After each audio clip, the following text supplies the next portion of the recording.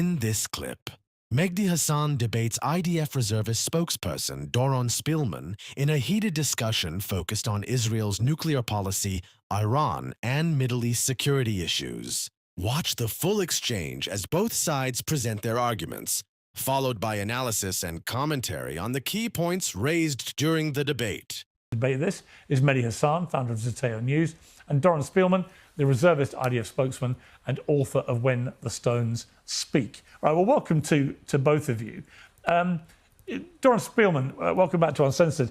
The New York Times piece that came out several days ago painted a pretty extraordinary picture of the Prime Minister of Israel sitting in the Situation Room at the White House with the head of Mossad appearing on a large screen and painting a picture of what would happen if the United States joined Israel in taking out the Supreme Leader of Iran and his top people who were all going to be congregating.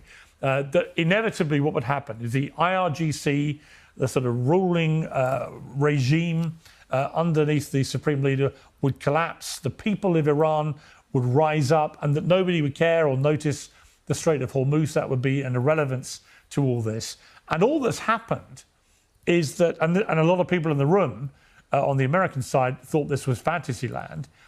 And all that's happened is the first part happened. The Ayatollah and his top people were taken out in a successful strike.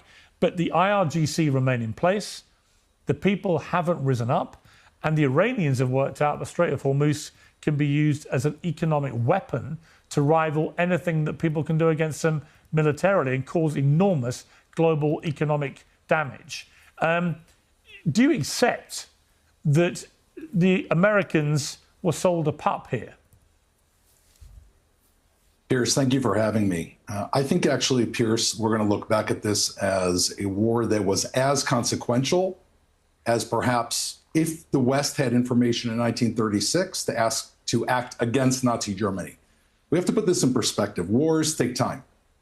Iran has had 40 years to embed.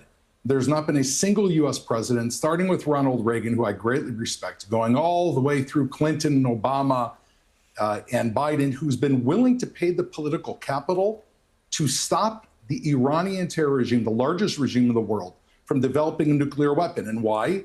Because it requires a preemptive strike. You have to preemptively stop Iran. If you don't preemptively stop Iran from having a bomb, the alternative is you're only going to stop it when that bomb lands in your soil. And we don't want to have a 9/11 where instead of 2 passenger planes, we're dealing with an atomic weapon. And I think President Trump has been incredibly consistent from the very beginning. And here, obviously, he shares a value with Israel, which is that Iran cannot be a nuclear regime. It's very, very simple. You cannot have an Iranian terror regime that instead of blocking the Straits of Hormuz with ballistic missiles, they can block the Straits of Hormuz with a nuclear weapon. You can't have a regime that when they shoot at Israel, which we've had more than 6,000 of their weapons, both from Hezbollah and Iran, we've had over 1,000 over the last 12 months, any one of them loaded with a nuclear weapon. And we have to take a step back here. We see the face of the regime. They're an evil monster. They're hitting their own allies. How could we even conceive that we would not take the opportunity to eliminate this before it grows? And the shock, Piers, is that I have people like Mehdi, who's going to join us shortly, and people all over these kind of this liberal fantasy land that you can transplant what you hear in the Oxford corridors if you just act nice and you kind of reason with them. Well, maybe they want a bomb, but they're not really going to use it. It's only for civilian energy. What are we talking about? Wake up. This is the face of terror with the bomb, and it's being stopped. And therefore, I think President Trump, Prime Minister Netanyahu, and it should be the entire Western world, has an opportunity to stop this before it happens. And I think, if anything, it's praiseworthy, Piers. Okay, Mehdi Hasan, it's praiseworthy. Well, it's not praiseworthy. The entire war has been a disaster. I think everyone agrees on that. Even the Israeli opposition agrees it's been a disaster the way Netanyahu and Trump have handled it. I think any objective person can look at the state of this war, even if you are pro the US government, pro the Israeli government, and say it's been a success. But let's put that to one side. I want to take on board what Doron said across the board, because a lot of it was pure projection. I mean, I'm hearing him talk about monsters in charge of governments, the face of terror, nuclear weapons. Who are we talking about here, Iran or Israel? Because I would ask a few questions for your viewers to consider today as they listen to Doron. Which country in the Middle East has nuclear weapons? It's not Iran, it's Israel. Which country in the Middle East has not signed the NPT, the Non-Proliferation Treaty? It's not Iran, it's Israel. Which country in the Middle East is defying a UN Security Council resolution calling for that country to open up its nuclear facilities to IAEA inspectors? It's not Iran, it's Israel. Which country in the Middle East attacked 6 countries in the Middle East last year? 6. It wasn't Iran, it was Israel. So Iran, for all its many sins and crimes, is not the rogue nuclear state in the Middle East right now.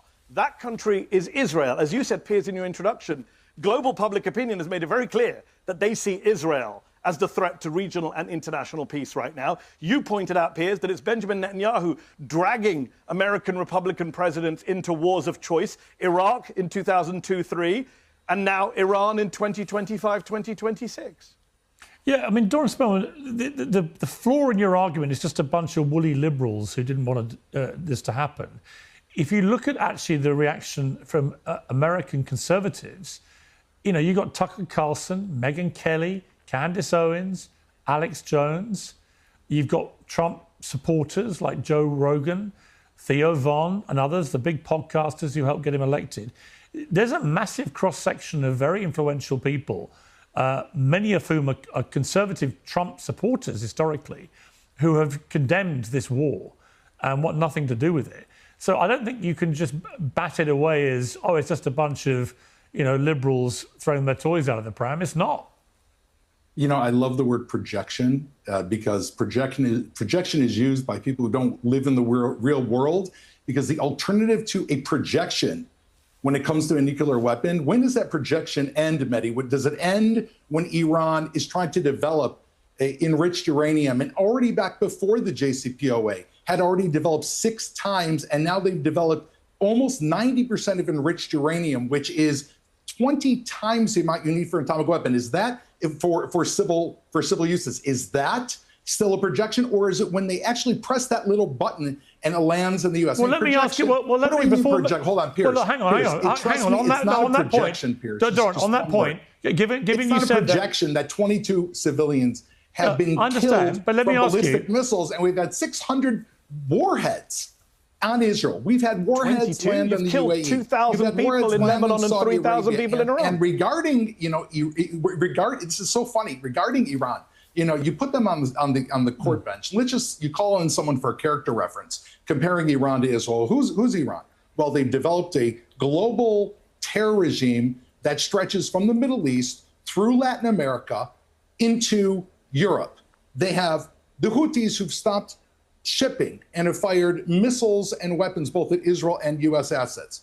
They created Hezbollah, the world's largest terror organization. That is also one of the largest drug organizations. Actually, you created Hezbollah by illegally invading Lebanon. Who committed October 7th. They just killed 30,000 of their people in the streets for protesting. I mean, do we need such a projection? I mean, only an idiot would actually say we need a projection to understand what Iran's intent is. We don't even need to try. They keep shoving it in your face, Mehdi. You're in absolute denial. And so is Candace Owens, and so is Tucker Carlson.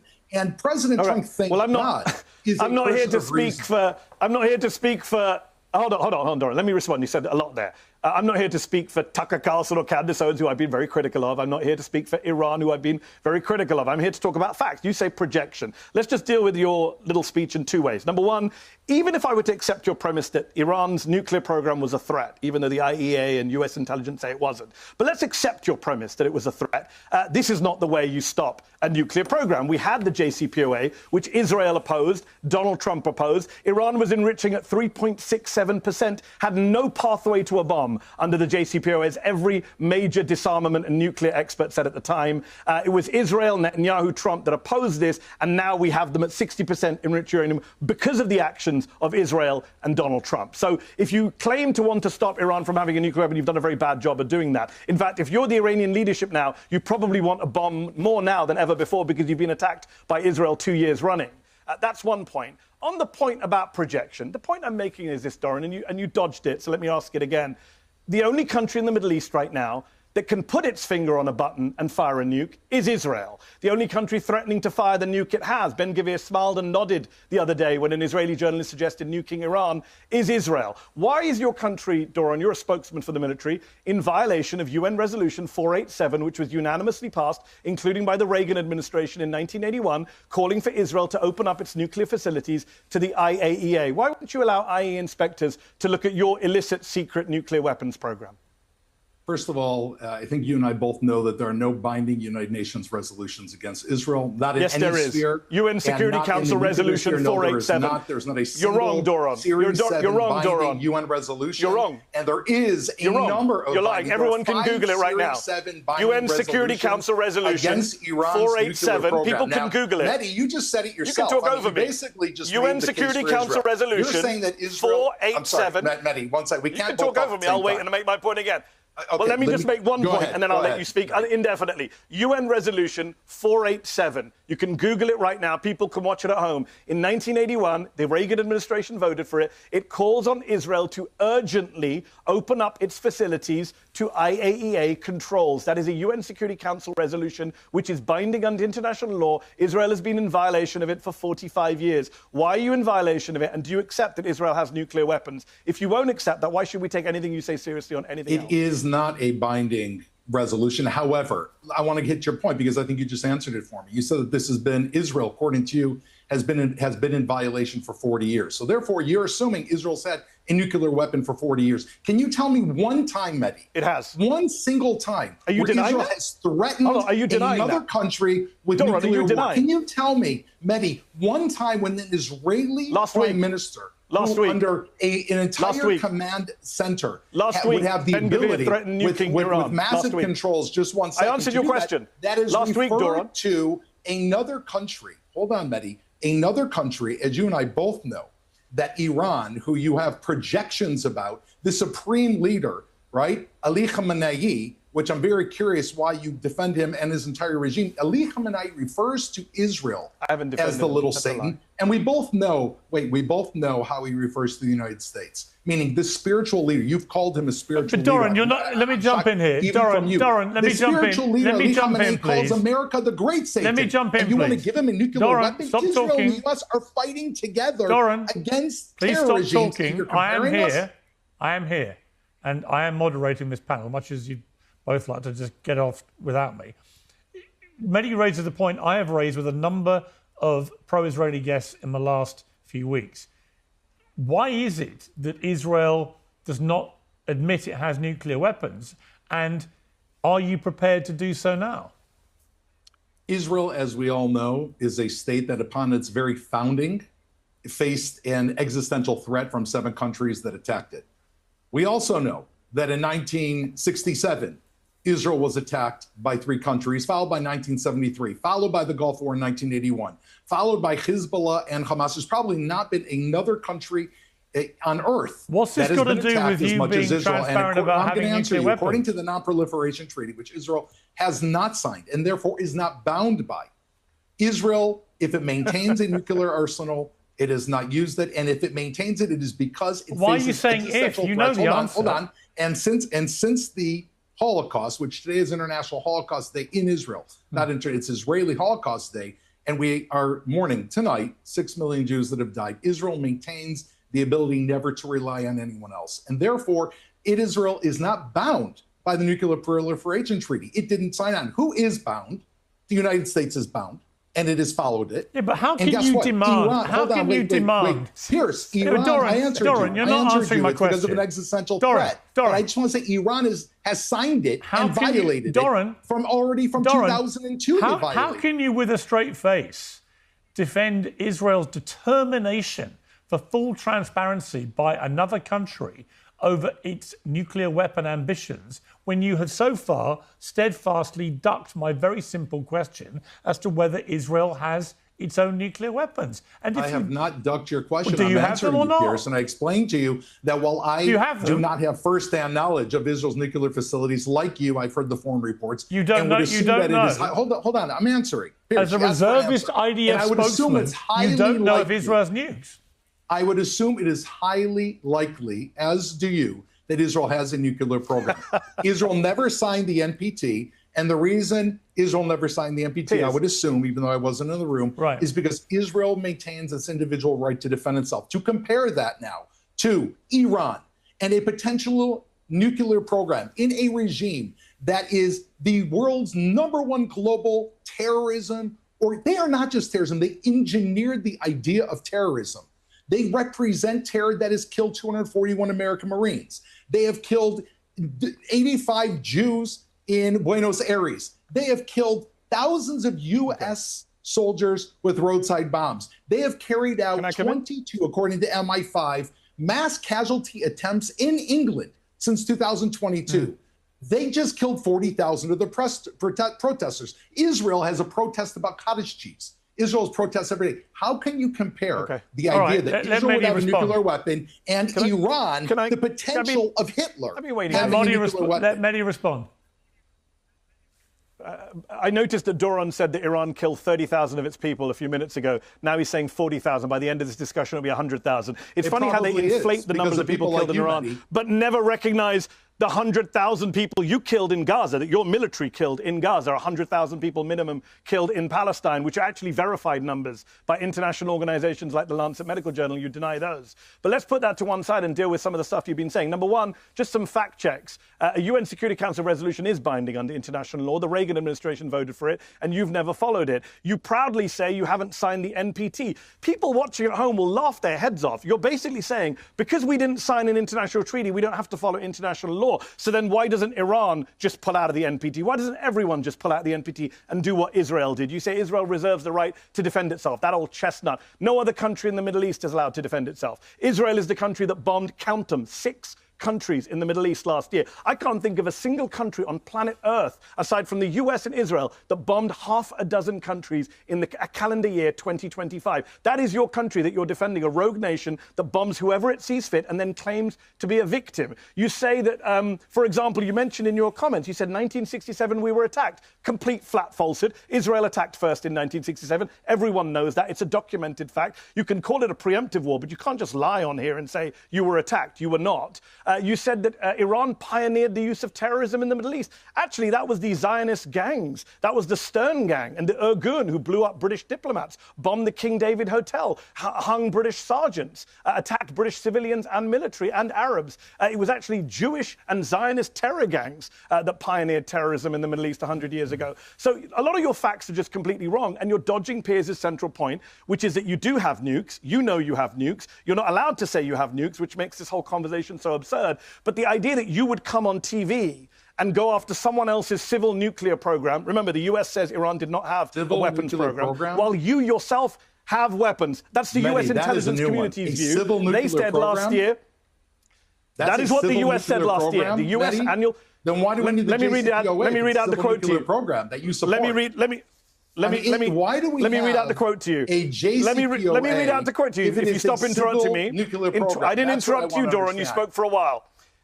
In 2025, this is what the Director of National Intelligence said. We continue to assess Iran is not building a nuclear weapon and that Khamenei has not reauthorized the nuclear weapons program he suspended in 2003. A country that doesn't have nukes is being lectured by you, a country that does have nukes. It would be funny if it wasn't so tragic and you hadn't killed so many Iranian kids as part of your supposedly disarmament program.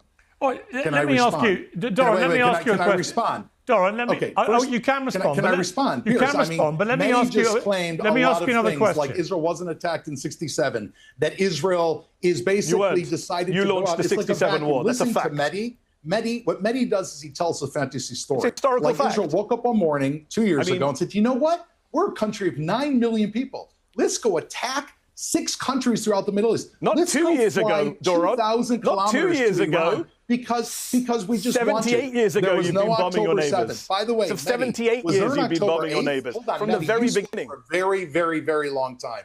If and you interrupted me, Doron. I assume that you want to hear my answer. That's why we're here. October 8th. You interrupted me when I was trying to read out the threat assessment, remember. October 8th, there was also a war. That war began when Hezbollah saw Israel weaken on October 7th and launched a campaign of 6,000 rockets at Israel. And then Israel responded. Iran, fired 500 ballistic missiles, which has been attacking Israel consistently. And Israel decided back then with the United States that it is time to deal with the #1 terror regime in the entire world. And what I hear from you, Mehdi, is you make an incredibly compelling case, diverting the conversation away from stopping Iran's nuclear power by hyper-focusing on the Israeli democracy that you yourself admit has had nuclear weapons for 40 years and never used them. And you were essentially getting a get-out-of-jail-free card for Iran. Mehdi, are you willing, if there's a possibility in your projection, if you projected that Iran would have a nuclear weapon, would you be concerned? All right, well, I want to ask a question based around that, so which is, hang on. If I could just ask a question of Doron now, which is this, which is, if the whole purpose of this war was to stop Iran developing a nuclear weapon, do you concede now that if you don't get the enriched uranium, either voluntarily handed to you by Iran or by seizure, which would require the use of ground forces, that the whole war will have been a failure? Do you accept that? No, it wouldn't have all been a failure, because obviously we will not get the most important thing, which is to remove the enriched uranium from Iran, and that is the number one goal. So it would be a failure if you don't get the uranium? If we do not get the uranium, the #1 goal of this war will not be fulfilled, and it's going to put the war in a sense of stagnation, which I think will probably continue until that happens, for one of two reasons.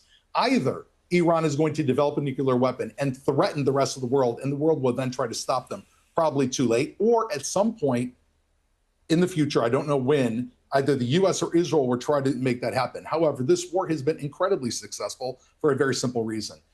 We have destroyed Iran's nuclear production capabilities, its launching timers, its hard fuel, all of the many things that go in order to take that bomb, put it on a warhead, and shoot it have been destroyed.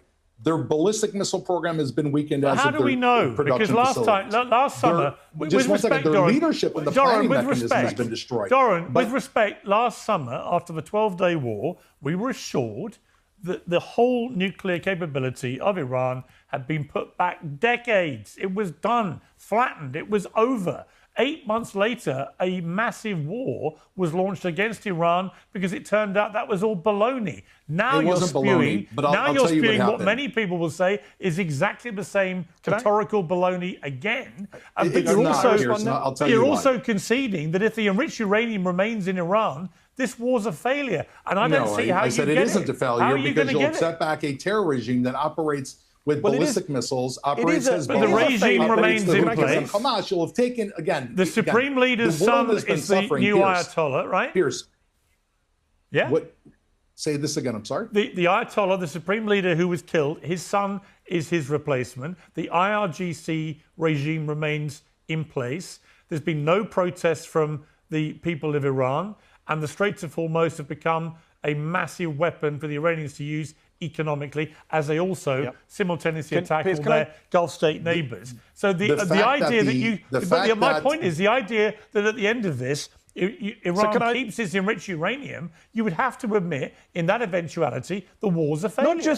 No, because a war, Piers, it's very rare that you get a victory, what's called, unconditional surrender of any enemy. I don't think it's happened since World War II. What you get in wars are cumulative gains. Again, this is not fast food. It's like a McDonald's drive-through. The woman says, "What do you want?" You say, "I want, the end of the Iranian regime." This is a process that began a number of months ago with the 12-day war. And what Israeli intelligence and U.S. intelligence saw is as soon as that war ended, Iran went right back to building a nuclear program, developing the nuclear sites, digging for the uranium that was there. They refurbished their ballistic missile sites and were expanding it from 2,500 to 7,000. And like you said, that now that we see Ali Khamenei has been killed, what do we see happen?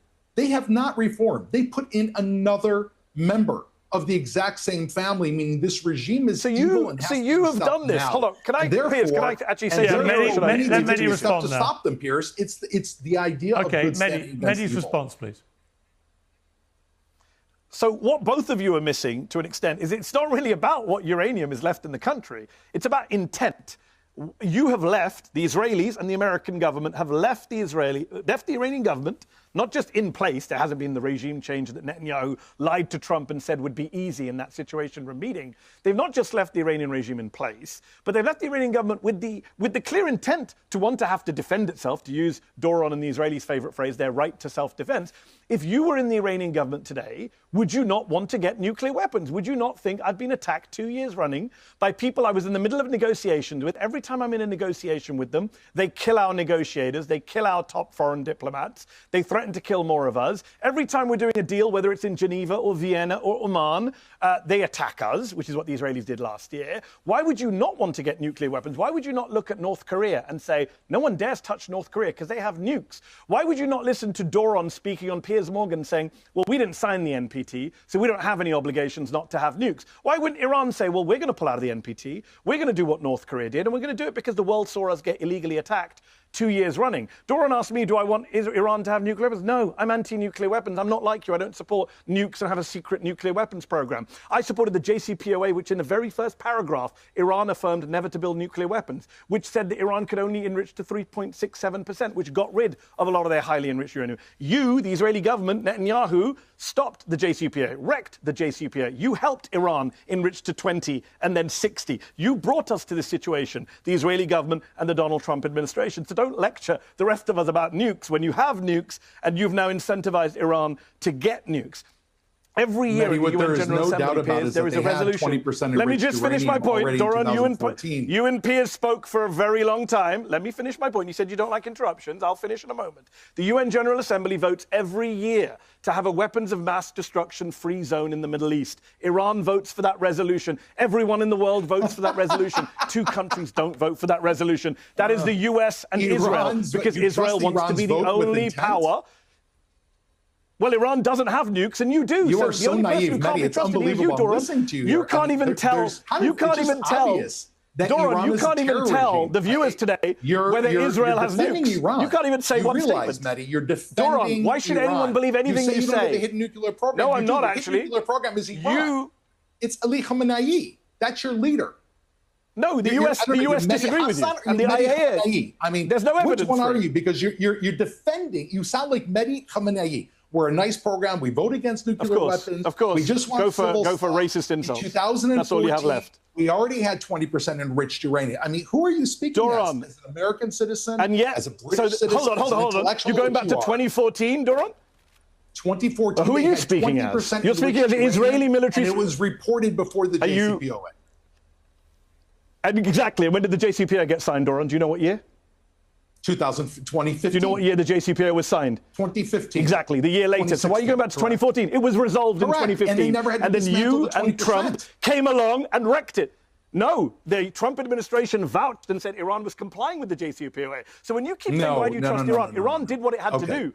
According to the IAEA, let's unpack the JCPOA first. They followed the deal. No. Mehdi, tell us the conditions of the JCPOA. I'm going to tell you what happened under the JCPOA. No, tell me about what does the JCPOA say? You know, tell us all the truth. I do know, and I'm telling you now. The JCPOA allowed Iran to enrich at 3.67%. When did they start enriching to 20%? When you and your friends in the Israeli government and Donald Trump tore up the JCPOA. Jim Mattis, a general in the American military, who was defense secretary, not under the JCPOA. No, they did not. As every IAEA inspector vouched for. What do you think happened to that 20%? By the way, Doron, what enriched uranium does Israel have? Because the IAEA aren't allowed into Israel. So why don't you tell us? You say we're naive. Everyone watching knows. You're comparing about Israel your own country's with Iran, nuclear weapons. Which is yes, I am.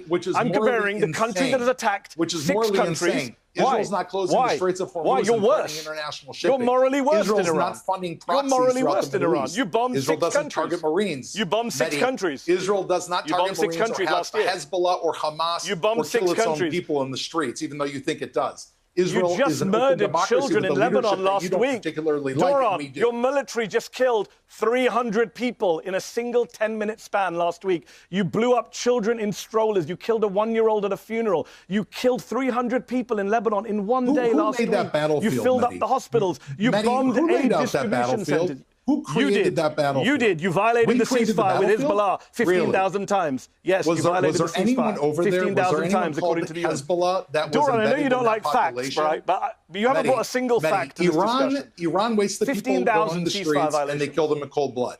Israel Why did you violate tells the the people ceasefire of southern with Hezbollah? Lebanon, please move out of the way so that we can actually kill Hezbollah. And No. Pierce had on Then just why did last you kill week, 300 Salah people in Machnouk. 10 minutes? Salah Machnouk Why did you was carry just out on Lebanon's in October the Lebanon. 7th last week? You know what? It's not about you. It's not Why about did you me. carry out Listen to Lebanon's the October the Lebanese. 7th last Salah week? Machnouk was on Why did you last kill week. 300 And I think people? you should listen to what he 300 said. people He you was killed. on Pierce's show, and he spoke Doron, the do you not truth feel ashamed that the that your Lebanese military people want massacred Hezbollah 300 gone. people in 10 minutes? How do you sleep at night? I'm sure it is true. I'm sure it's true 300 many people in 10 Lebanese people would minutes. like Hezbollah gone, but it's also true that many Lebanese people right now are running terrified for their lives because of the bombing million raids people. over them. A million people displaced and a million from their homes people by have been Israel. displaced from their homes. And there's a horrible Pierce, familiar if we don't pattern displace that follows them, what happened in Gaza. Pierce, with if we this. don't displace them, then I go on this show and we're accused of killing civilians, right? And if we do you are displace killing them, civilians then we're anyway. accused of You displacement. told them So they my can't question come to you is back. this. Wait, Don't my lie, question is very Doron. simple. Don't gaslight us. You've Hold told on, them I'm they gonna let can't you come speak. back. Mehdi That means Hasan, it's I have ethnic one cleansing. question for you.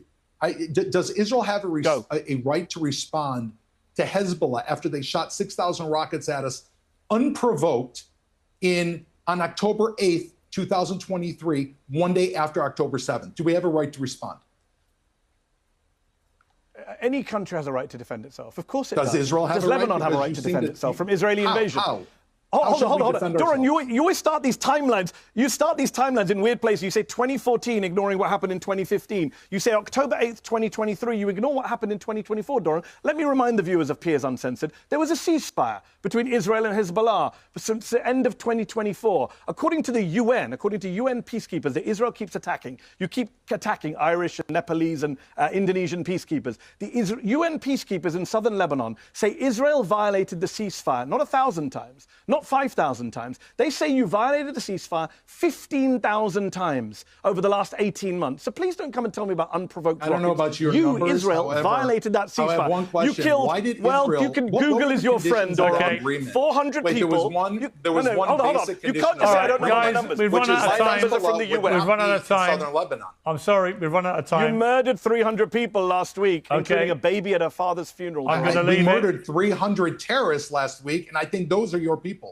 Okay. A one-year-old baby is no, a terrorist? that's I it. think that speaks volumes about your I'm view going of to leave Arabs. it there. The one-year-old baby was put in harm's way because Hezbollah I'm gonna created leave it southern there, Lebanon gentlemen. into At a funeral? battlefield. I They were put appreciate at you harm's way joining at a me. funeral? We've run This debate sparked a major conversation after an exchange involving an IDF spokesperson, Mehdi Hasan, and discussions about Israel's policies, international law, and regional security. The commentary focuses on claims made during the discussion, including debates over UN resolutions, the 1967 Six-Day War, nuclear policy, and the broader question of how countries respond to perceived threats.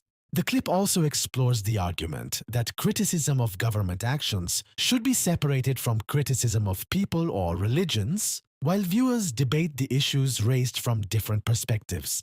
Watch the full breakdown and share your thoughts on this heated international debate.